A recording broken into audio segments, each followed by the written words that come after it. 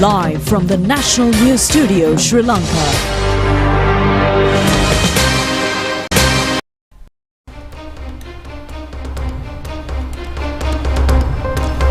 A very good evening and welcome to the National News Telecast. We are coming to you live from the Rupavahini News Studios. I'm Vibhuda Vijay Bandara. And I'm Hishain Ali. Let's have a look at the headlines for tonight.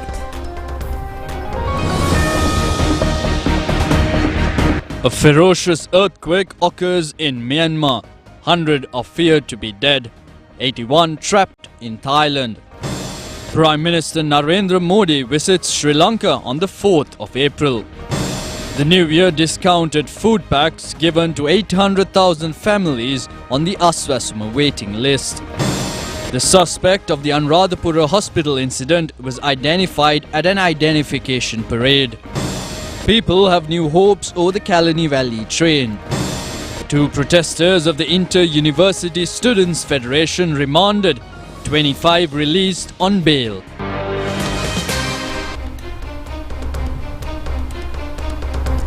And now for the main news item and more news stories in detail. Starting off with the main news item. A ferocious earthquake occurred in Myanmar, with 7.7 magnitude hit the heart of Myanmar today, triggering the collapse of buildings across the region, with many feared dead as Thai authorities declare the capital Bangkok an emergency zone. The earthquake cut through a vast and varied corner of Southeast Asia, sending terrifying tremors through rural villages of Myanmar. Shaking was even felt across the border in China's southwestern remote and mountainous Yunnan province. Rescue officials are now scrambling to respond to the disaster in countries with very different resources. Video posted online showed panicked residents across Myanmar and Thailand running from swaying residential towers as dust fills the air and traffic comes to a sudden stop on busy city streets. Myanmar's government has declared an emergency situation across much of the center of the country, including the second most populous city, Mandalay, and the military-built capital, Nai Dao. It is confirmed that the nation is facing multiple fatalities and urged people to donate blood to hospitals to treat the injured. Thailand's Prime Minister also declared an emergency zone in Bangkok after the quake triggered the collapse of an under-construction high-rise building near the city's Chutak Park, killing at least 3 people, according to the Defence Minister Phumtham Vichachai.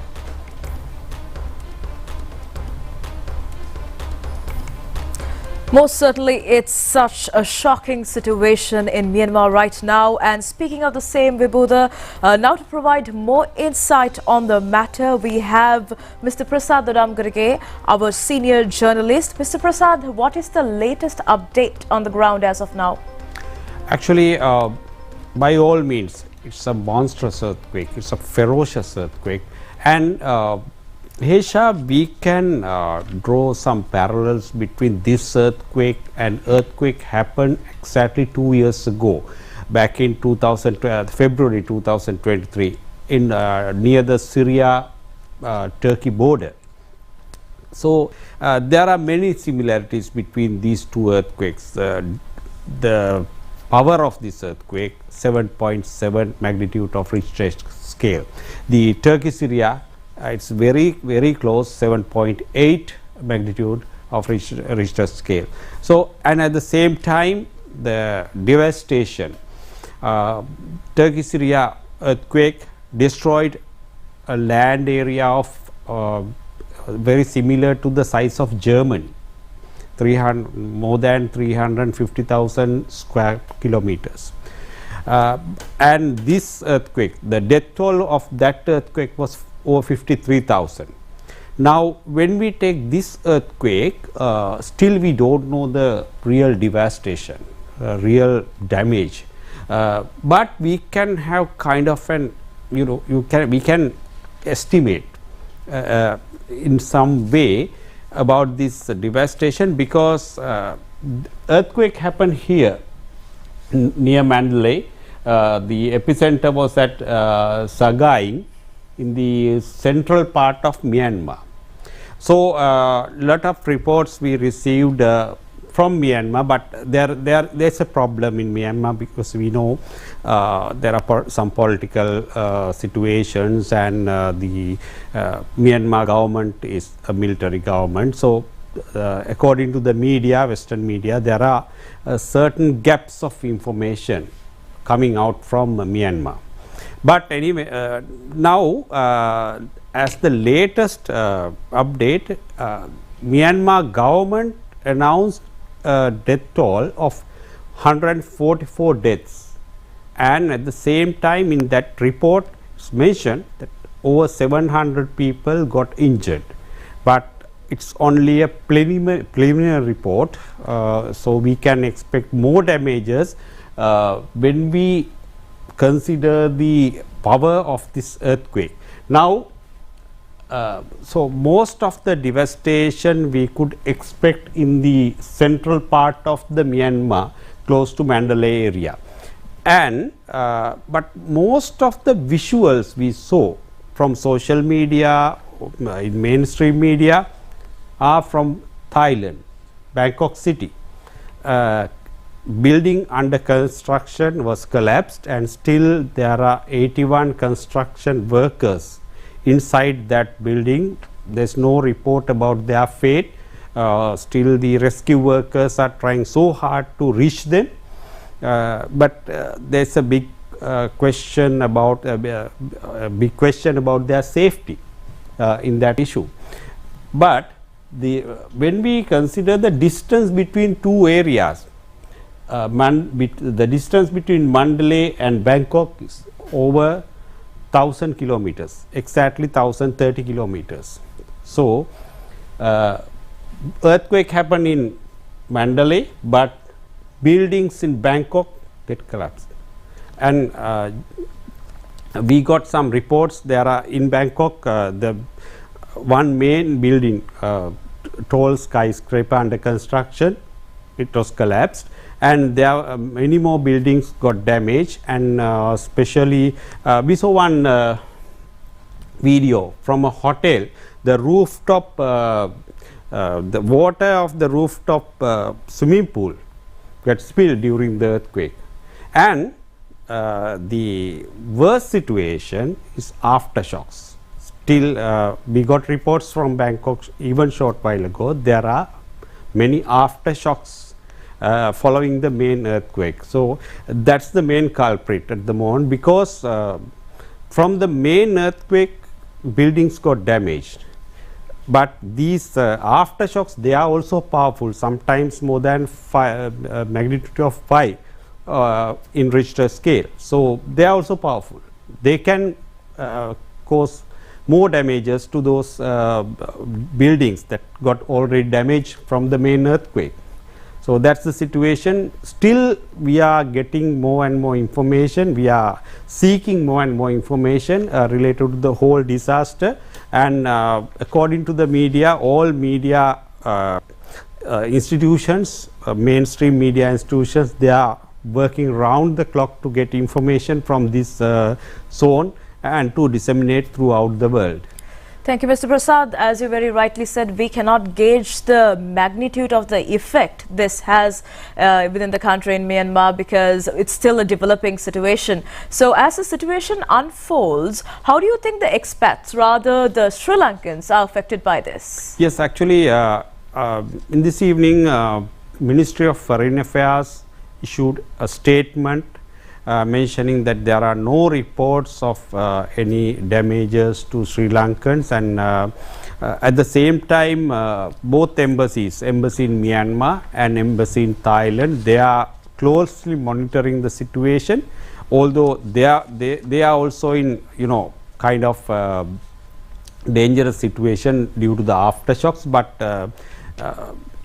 in this PM, I spoke with our ambassador in Thailand, Ms. Vijayanti Edirisinghe. She mentioned that they are working round the clock, and they are trying to get information. They are contacting Sri Lankans, because Bangkok is, you know, it's a very popular destination among Sri Lankans, not only Sri Lankan tourists, but vendors lot of people go there to buy stuff and various commercial products. So Sri Lankan embassy in Bangkok, they are working round the clock to get information regarding Sri Lankans. They have announced a special phone line, and you can get those details from the website of the Foreign Ministry, Ministry of Foreign Affairs.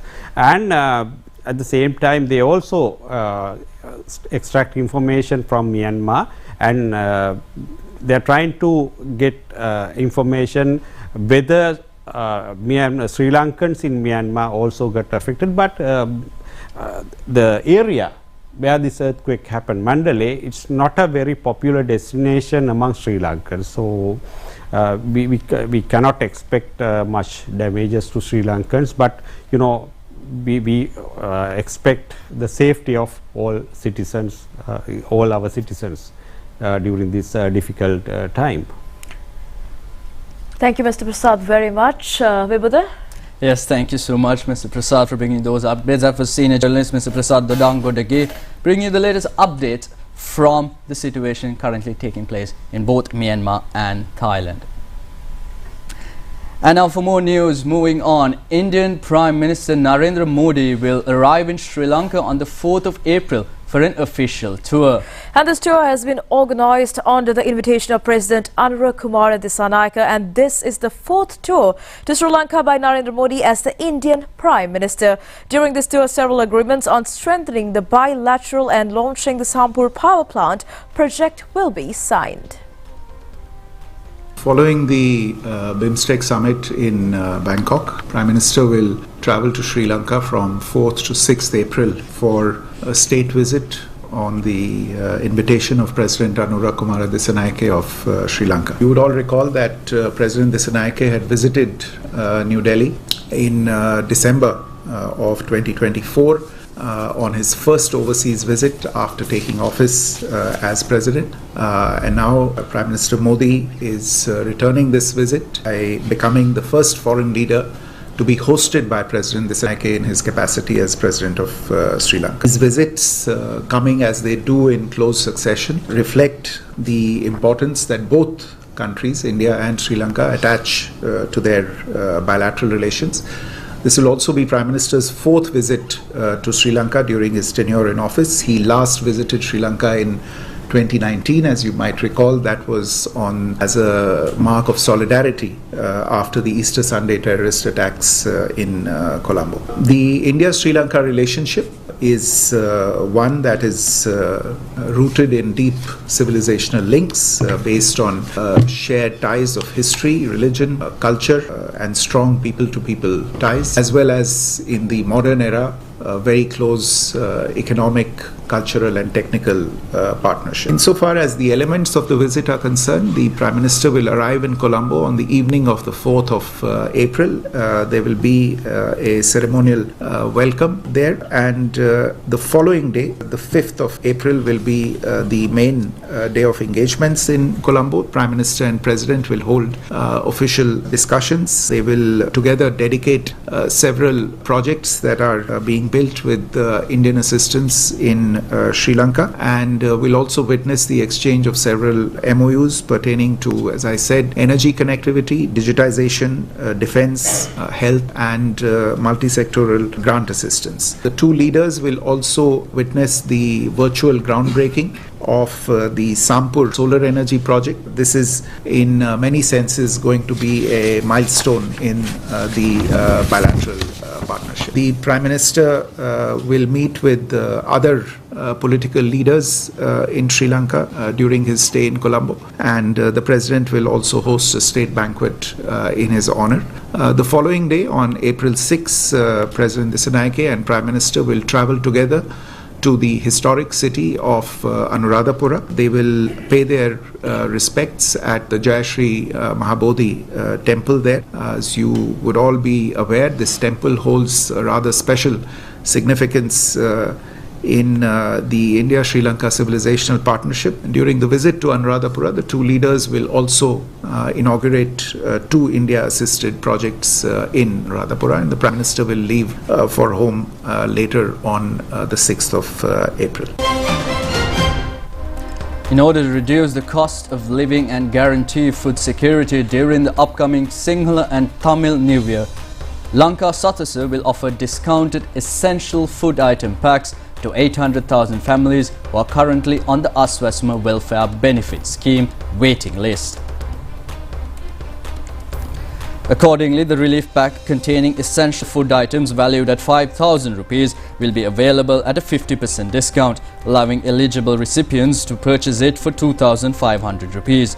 For individuals in areas not covered by Lanka-Bangladesh, the packs will be distributed through selected cooperative outlets.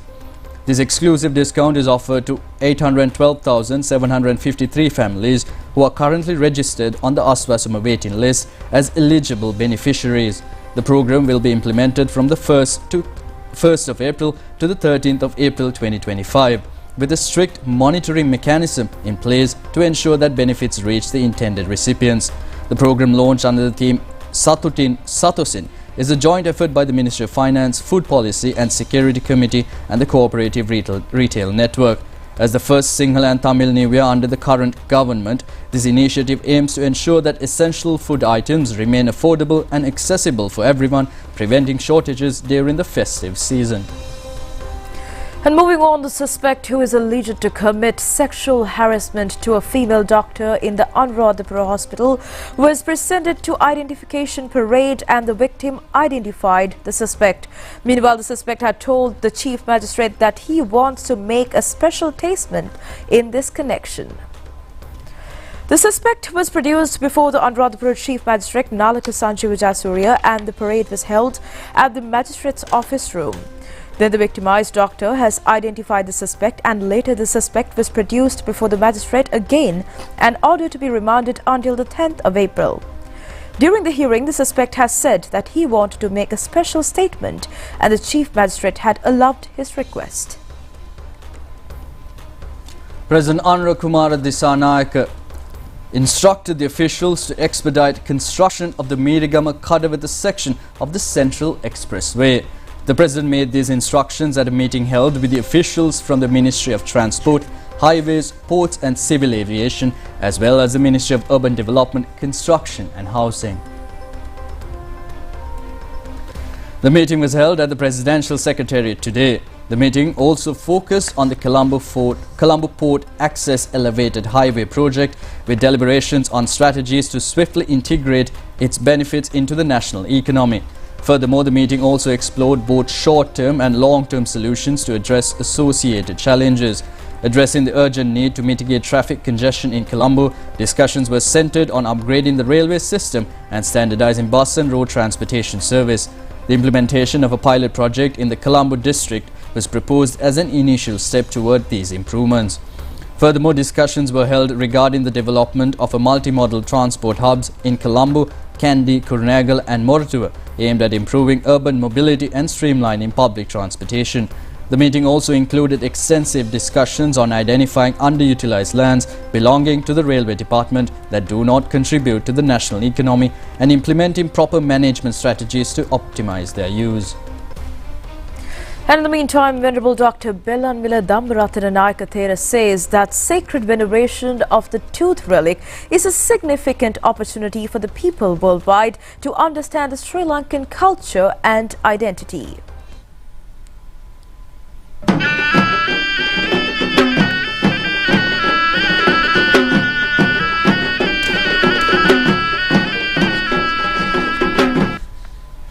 Venerable Dr. Bellanvila Dhammaratana said that sacred tooth relic is a noble treasure venerated by a majority of the people in this country.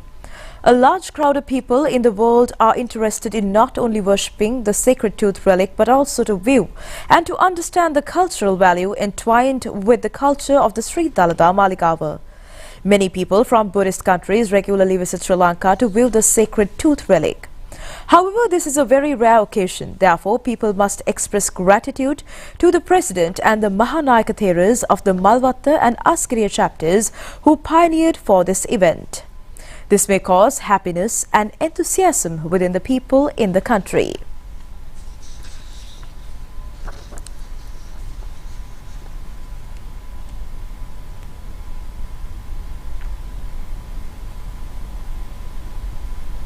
And moving on to more stories here at home, the Court of Appeal today ordered to call for a hearing on the 3rd of next month. The petition filed asking to issue an order quashing the decision to categorize national cricketers as employees of Sri Lanka cricket and to impose tax for retaining them on that basis. This order was issued when the petition was taken up in the presence of President of the Appeal Court, Justice Mohammad Lafar Tahir and Justice K.P. Fernando today. The petition was filed by captain of the Sri Lanka one-day cricket team, Charit Asalanka, and the captain of the test team, Dhananjay De Silva. After taking into consideration the facts presented by attorneys of the two parties, the bench of judges decided to call the case again on the 3rd of the next month. Commissioner General of Inland Revenue and the Deputy Commissioner of IT, the President of Sri Lanka Cricket, Executive Committee members, and Auditor General and a group of others have been named as respondents of this petition. In the meantime, former players of the Sri Lanka cricket team and international cricket umpire Kumar Dharmasena says that cricketers will have to respect the law of this country. After a function held yesterday, answering to a question raised by media persons, he said that tax would have to be paid if it is so, and they have to comply and act according to the provisions of the law. Former player of the Sri Lanka cricket team and international cricket umpire Kumar Dharmasena said that cricket is a professional game, and when they were playing the game, it was not completely professional. After winning the first World Cup, the game has not become 100% professional. Most of the players were semi-professionals, and he added that everyone will have to abide by the laws of the country, and if required, tax will have to be paid, respecting the law of the country.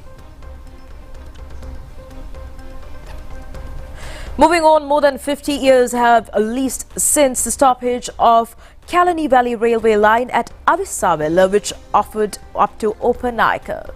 There has been a request from the people to extend that line up to Opanayaka since then. National television telecasts information time and again regarding that as an important duty fulfilled on behalf of the public. The request of the people is becoming a reality by now as a result of all these efforts. Like other railway lines, the Kalani Valley Railway line also inherited during the colonial period. The track was initially constructed from Colombo to Avisavela during the period of 1900 and 19,000 and 1902. Steps were taken to extend it from Avisavela to Yatiantota and up to Opanayaka later on. Since the railway line travels through Kalani River Valley, the British named this as the Kalani Valley River Line, Railway Line. In the past, this line has been a narrow gauge one, and trains with a lesser width only were able to travel on it. As such, the train service was also called Punchi Kochia. The main aim of the construction of this railway line initially by the British was to facilitate the transport of export products like tea and cinnamon to Colombo. In addition, it was used for passenger transportation also. Although background was such, in 1977 this railway line was removed from Opanayaka to Avisavela. Since then, the people of Ratnapura district were deprived of the only railway line they had. All train lovers made a request from all past governments to construct this railway line again, but it did not receive a positive response. In such a background, the present government, in its first budget allocation, allocated an amount of 250 million rupees for the primary activities of the extension of the Kalani Valley River Railway line. According to the people who campaigned for the reconstructing of the Kalani Valley Railway line for Ratnapura, this comes as a positive message. The Department of Railways have planned by now to extend this railway line up to Hambantota. It will be a great help not only for passengers and goods transportation but also for the development of tourism industry. The expectation of the residents of the area is to see this dream becoming a reality. The national television is always ready to telecast all information until the project is completed. And we'll be back after a short break with more news.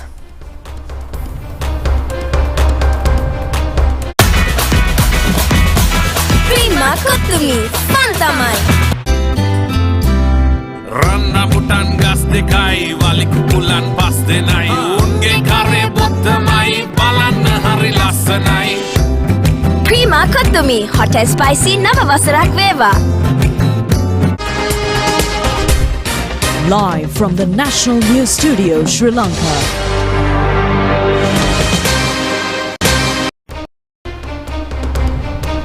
Welcome back. We've got more local news coming your way. Director of Agri-Technology in the Ministry of Agriculture, Hemant Amar Singh, says that the animal census conducted recently has been very successful. And he added that once the relevant reports are received after conducting a sample inspection, again it is expected to be confirmed by the committee. Director of Agri-Technology in the Ministry of Agriculture, Hemant Amar Singh, said that the census has been conducted successfully and it is confirmed by the information receiving through divisional secretaries at district level. Future action will not be taken considering these data are 100% accurate, but it will be confirmed through a verification by engaging officials that the information is accurate. Another sample experiment will be conducted again, in which the officials of the ministry are expected to take part. He added that this process will take some time to be completed and information will be confirmed with sample experiments conducted, and future action will be taken based on those information. A mapping process will be conducted to ascertain the number of animals on provincial secretariat level and district level.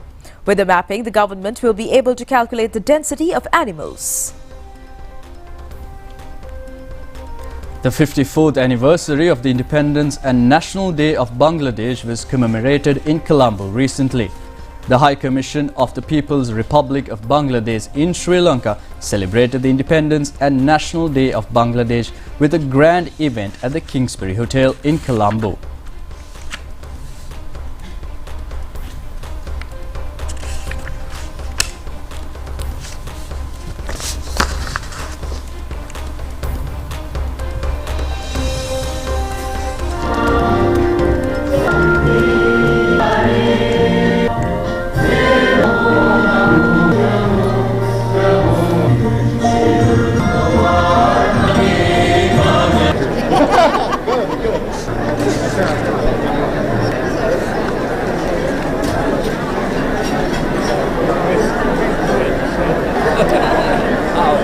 Now, in keeping with its foreign policy of building a beautiful world, a peaceful world, Bangladesh has been working closely with regional neighbors for creating synergy. Our historical friendship with Sri Lanka has stood the test of time of more than 2.5 millennia. Sri Lanka and Bangladesh, the two maritime neighbors, have always stood beside one another in difficult times.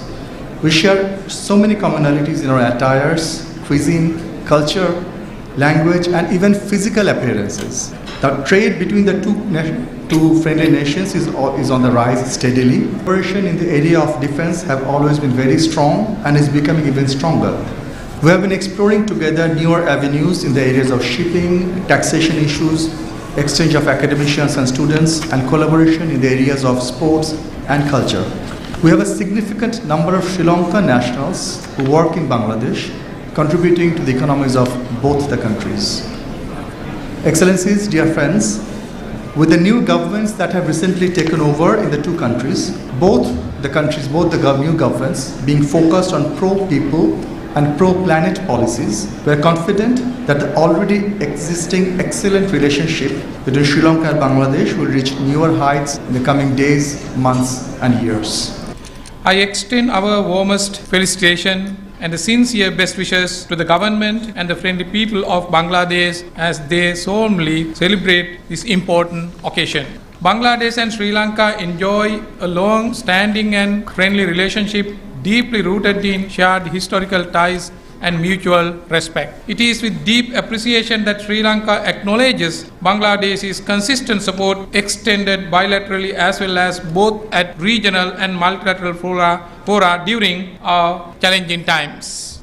The close relationship between our two nations have been further cemented and advanced through regular high-level visits and exchanges in both directions covering multiple areas of shared interests. Sri Lanka expresses its profound gratitude to Bangladesh for its steadfast and unwavering assistance during the period of economic challenges in Sri Lanka. As neighbors, our ability to cooperate in handling emergencies and critical challenges has been amply demonstrated in the past and will continue to do so.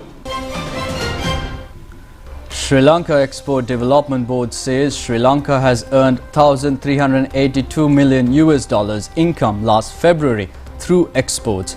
Chairman of the board, Mangala Vijayasinghe, pointed out that it is expected to increase the export income up to 25% of the GDP by 2030.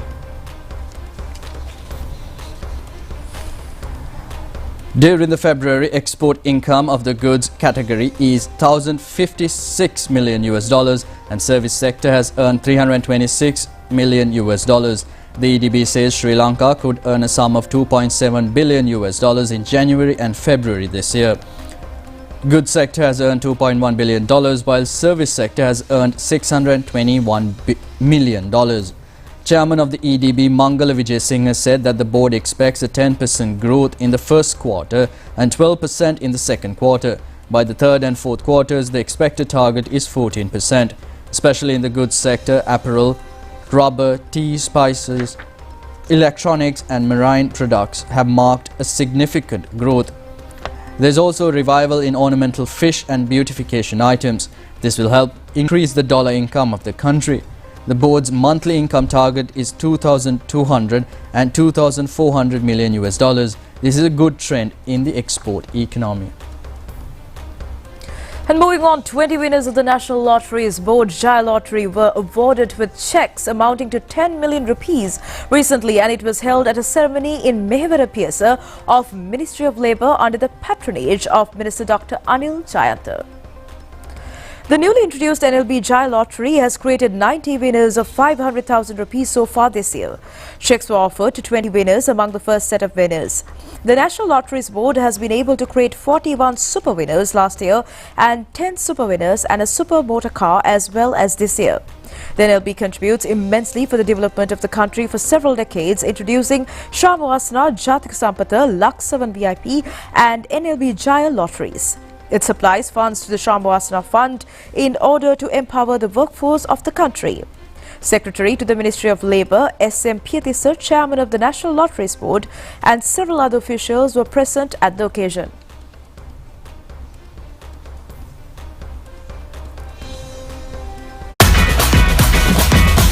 Prima Kutumi, Fantamai. On I cricket fever, Ratcheta Bovilla. Prima Kutumi, Ekala Fanda Bavella. Kilo spicy, Kulu Henry, Prima Kutumi. Big match of fun, Karo, Prima Kutumi. Hot and spicy, Rasa, Prima Kutumi. Kanakuta, Papa repeat, taking a nut away, set to the talent. Castle boundary, Udin Cup, Usamu, they teach you, Rakarma, Prima Kutumi. Big match fun, Prima Kutumi, Tianaka.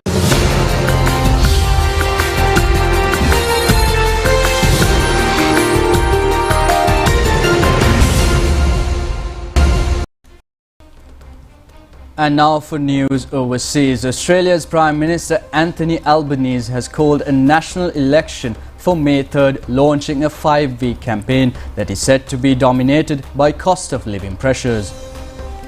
Albanese's Labour Party won a majority at the last federal election in 2022, but most recent opinion polls show the party neck and neck with the opposition Liberal National Coalition when votes from the smaller parties are redistributed. Albanese earlier met the country's Governor-General Sam Motson to seek permission to formally call the election as required by Australia's constitution. And with that, we end today's national news telecast. We'll see you again tomorrow. Signing off, I'm Vibhuda Vijay Bandar alongside Hesha Inali. Good night and goodbye.